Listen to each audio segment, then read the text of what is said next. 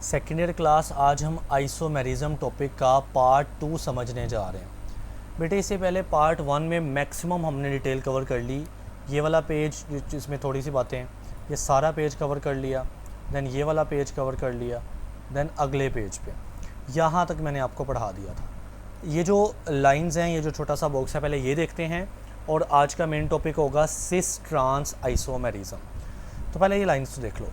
कहता है maximum number of optical isomers of N optically active compound is given by the formula 2n।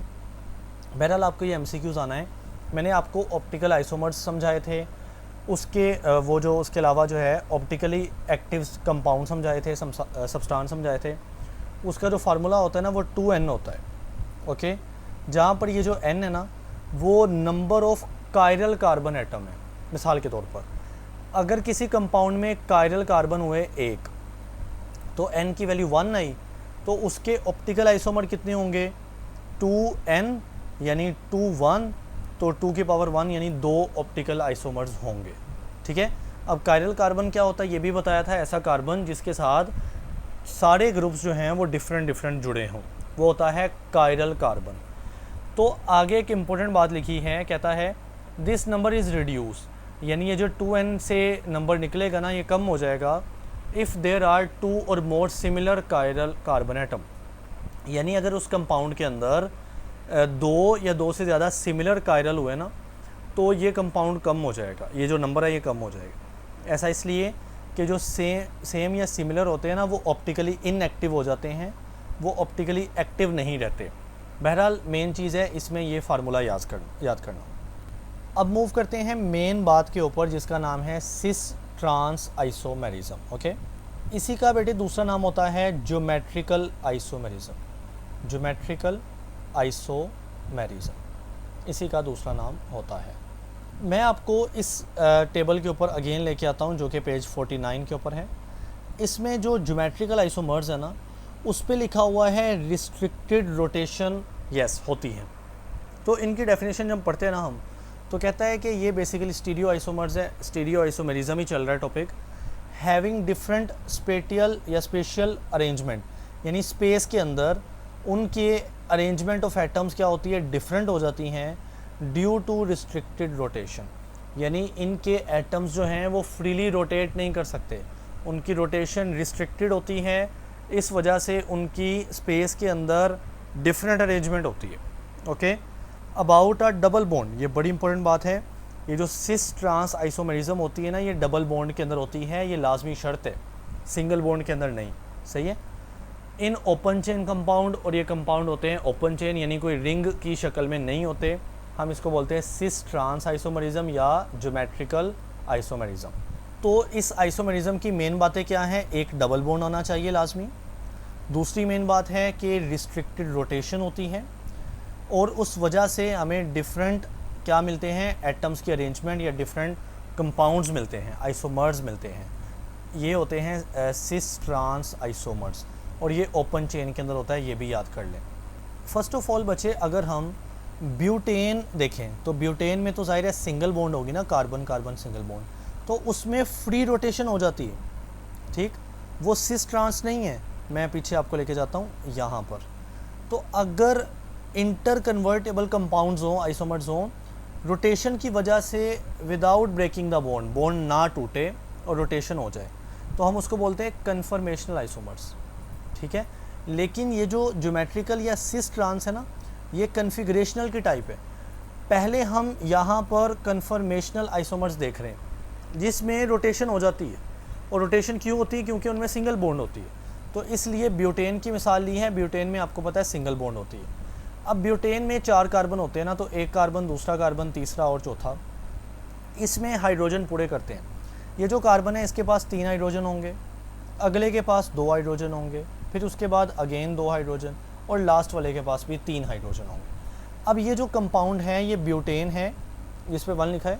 Total 4 carbon होने हैं ना, तो ये कार्बन 1 है, उसके साथ लगा हुआ है कार्बन 2, फिर कार्बन 3 और फिर ये कार्बन 4 लगा है। एक ही चेन है बेसिकली। अगर हाइड्रोजन पूरे करें, कार्बन 1 के साथ 3 हाइड्रोजन है, तो आप देख सकते हो यहाँ पर 3 हाइड्रोजन। कार्बन जो दूसरा है उसके साथ 2 हाइड्रोजन, तो इस 2 कार्बन के साथ बेटे एक हाइड्रोजन ये उसने बॉन्ड खोल के बना दिया है और एक ये हाइड्रोजन है। कार्बन जो तीसरा है उसके साथ भी 2 हाइड्रोजन है, तो ये 3rd कार्बन है, इसके साथ एक हाइड्रोजन ये जुड़ा है और एक ये जुड़ा है। इस तरह जो कार्बन चौथा है उसके पास 3 हाइड्रोजन है, तो चौथे कार्बन के साथ 3 हाइड्रोजन लगाए हुए हैं। बहरहाल ये हमारे पास कौन सा कंपाउंड है, ये ब्यूटेन ही है। अब आपने गौर से देखना, इनके दरमियान कार्बन 2 और कार्बन 3 के दरमियान क्या है, सिंगल बॉन्ड एग्जिस्ट करती है। तो मैं कह रहा हूँ रोटेशन हो जाएगी। जब रोटेशन हो जाएगी तो ये होंगे conformational isomers. Okay, now carbon 2 के साथ देखें ना, तो इसके साथ लगे हुए हैं एक CH3, एक हाइड्रोजन और एक और हाइड्रोजन। ओके, और जब मैंने इसको रोटेट कर दिया, ऐसे पकड़ के कार्बन 2 को क्या कर दिया, रोटेट कर दिया, तो ये दूसरा मॉलिक्यूल बना जिसमें कार्बन 2 के साथ जो CH3 ऊपर था, रोटेशन पे घूम के वो नीचे आ जाएगा CH3, जो हाइड्रोजन नीचे थे वो हाइड्रोजन ऊपर चले गए, तो रोटेशन हो गई। क्या मॉलिक्यूल के दरमियान बॉन्ड टूटा है? नहीं, बॉन्ड अभी भी बना हुआ है, इधर भी बना हुआ है, तो रोटेशन पॉसिबल है। ओके, कब? जब सिंगल बॉन्ड हो। तो इनको हम बोलते हैं, यहाँ पे लिखा होगा जी, साइड बॉक्स में लिखा हुआ है बेटे, ये कन्फर्मेशनल आइसोमर्स है।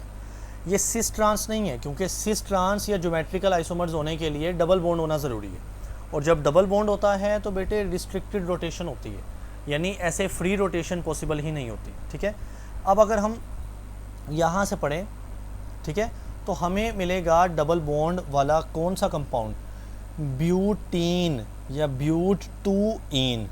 अब बेटे जो ब्यूट है उसमें 4 कार्बन होंगे ना, क्योंकि नाम ज़ाहिर है ब्यूट 2ईन, यानी अगर नंबरिंग दें तो पहला कार्बन ये, दूसरा ये, तीसरा ये और चौथा ये। तो 2 कार्बन के बाद 2 और 3 के दरमियान यहाँ पर बनेगी डबल बॉन्ड। ठीक है, तो ये हो जाएगा ब्यूट 2ईन। अब हाइड्रोजन पूरे करता हूँ। कार्बन 1 के 3 हाइड्रोजन लगेंगे क्योंकि उसका सिर्फ एक बॉन्ड बना है। कार्बन 2 के 3 बॉन्ड बने हैं, 2 राइट साइड पे, एक लेफ्ट साइड पे, 3 बने हैं तो एक हाइड्रोजन लगेगा। इस तरह कार्बन 3 के 3 बॉन्ड बने हैं, 2 ये वाले और एक ये वाले, 3 बने हैं तो बेटे एक हाइड्रोजन लग जाएगा। जो कार्बन 4 है उसका जस्ट एक बॉन्ड बना हुआ है ना, तो 3 बॉन्ड बाकी हैं। अगर बच्चे में कार्बन 2, ये जो कार्बन 2 है और ये जो कार्बन 3 है, चूँकि इनके दरमियान डबल बॉन्ड बना हुआ है ना, तो मैं कहता हूँ जो कार्बन 2 है और जो कार्बन 3 है, दोनों चूँकि डबल बॉन्डेड हैं, लिहाजा उनमें sp2 हाइब्रिडाइजेशन हुई है। यानी कार्बन 2 और कार्बन 3 कौन सी हाइब्रिडाइज्ड हैं, sp2 हाइब्रिडाइज्ड हैं। और इनके दरमियान जो 2 बॉन्ड्स हैं, डबल बॉन्ड हैं, उनमें जो फर्स्ट बॉन्ड है, पहला बॉन्ड आपने पढ़ा हुआ है, वो पहला बॉन्ड होता है सिग्मा बॉन्ड, जिसको ये हम सिंबल से रिप्रेजेंट करते हैं, सिग्मा बॉन्ड। और जो सेकंड बॉन्ड होता है वो होता है पाई बॉन्ड। ठीक है, तो उसका नाम क्या होता है, पाई बॉन्ड। आपको पता है जो सिग्मा बॉन्ड होता है वो इलेक्ट्रॉन के लीनियर ओवरलैप से बनता है, लीनियर ओवरलैप से बना होता है। ठीक है, और लीनियर ओवरलैप किसका, ये जो कार्बन sp2 हाइब्रिडाइज्ड हैं, sp2 कार्बन हाइब्रिडाइज्ड, इन्हीं के लीनियर ओवरलैप से बनता है हमारा पहला बॉन्ड, जो कि बेटे क्या है, सिग्मा बॉन्ड है। लेकिन जो दूसरा बॉन्ड है ना, पाई बॉन्ड, वो बनता है पैरेलल ओवरलैप से। ये पढ़ी हुई बातें हैं आपने, ये बनता है पैरेलल ओवरलैप से। किन का, जो p ऑर्बिटल्स होते हैं ना, तो p ऑर्बिटल्स के पैरेलल ओवरलैप से बनता है। अब बेटा अगर कार्बन कार्बन के दरमियान सिंगल बॉन्ड हो, यानी सिर्फ सिग्मा बॉन्ड हो, जो कि पहला बॉन्ड होता है, तो लीनियर ओवरलैप है, लिहाजा रोटेशन पॉसिबल होती है, जैसा कि अभी हम देख के आए हैं कन्फर्मेशनल आइसोमर्स में। लेकिन जब पैरेलल ओवरलैप वाला बॉन्ड यानी पाई बॉन्ड आ जाता है ना, तो वहाँ पे रोटेशन लॉक हो जाती है, रोटेशन रिस्ट्रिक्ट हो जाती है। अब मॉलिक्यूल्स या एटम्स फ्रीली रोटेट नहीं कर सकते, उनकी पोजीशन होती है फिक्स। और अगर आप उनको एनर्जी देकर रोटेट करवाते हो तो दरमियान वाला जो पाई बॉन्ड है ना, जो डबल बॉन्ड में से पाई बॉन्ड है, वो टूट जाएगा। अब यहाँ पर आपको मिलेगा, कहता है कि जो पाई बॉन्ड है वो टूट जाएगा, ब्रोकन फर्स्ट, वो पहले टूटेगा। तो इसको तोड़ने के लिए रिक्वायर एनर्जी होती है 263 किलो जाउल पर मोल। ये MCQs आता है, कहता है which is not possible at room temperature, यानी रूम के ऊपर अगर कोई डबल बॉन्ड वाला मॉलिक्यूल रखा जाए तो इतनी एनर्जी नहीं रूम टेम्परेचर पे मिल सकती, लिहाजा रूम टेम्परेचर पे डबल बॉन्ड नहीं टूटता। हाँ, कंडीशन अप्लाई करके टेम्परेचर देके उसको तोड़ा जा सकता है।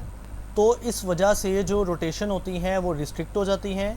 अब जो रिस्ट्रिक्टेड रोटेशन है ना कार्बन कार्बन डबल बॉन्ड के दरमियान, इसी वजह से हमारे पास अलग अलग कंपाउंड बनते हैं, जिसको हम बोलते हैं सिस ट्रांस आइसोमेरिज्म। अब बच्चे उनकी स्ट्रक्चर आपने ड्रा करनी है। देखें हमारे पास, पहले मैं ना साथ में फार्मूला लिखता हूँ ताकि आपके लिए इजी रहे चीज़। ये हमारे पास 4 कार्बन है ना, ठीक है, इनके दरमियान डबल बॉन्ड है, हाइड्रोजन पूरे करते, ये ब्यूटीन है बेसिकली ना, ब्यूट 2इन, 3 हाइड्रोजन इसके साथ लगते हैं, एक हाइड्रोजन इधर लगता है, एक हाइड्रोजन इधर, और लास्ट वाले के साथ भी 3 हाइड्रोजन लगते हैं।